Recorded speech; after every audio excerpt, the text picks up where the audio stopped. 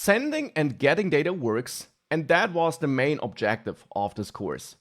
But there is more we can add. For example, when we reload this page, we can of course always load all submitted experiences. And that's the great thing, by the way.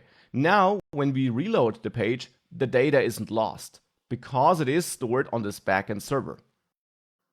But when we reload, we might also want to fetch all submitted experiences automatically, without having to press this button first. And that's something that's very easy to implement in Vue.js. In the user experiences component, we have our code for fetching our data. We have the load experiences method.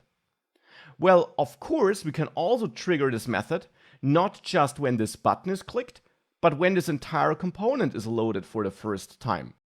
And how could we do that? Well, you might remember this Vue lifecycle, which every instance and therefore also every component has. We can utilize that. Every component follows that lifecycle, and therefore here in user experiences, we can simply add, maybe here towards the bottom, we can simply add the mounted hook, for example. This will be triggered when the Vue app is mounted, and that means when it's fully initialized and ready to get started.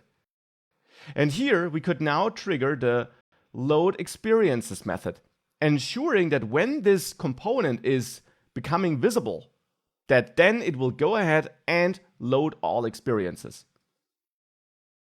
And if I do that and reload, you see the experiences show up automatically after a short while without me pressing this button. Now, so that is a useful improvement here, I would say. What else could we improve?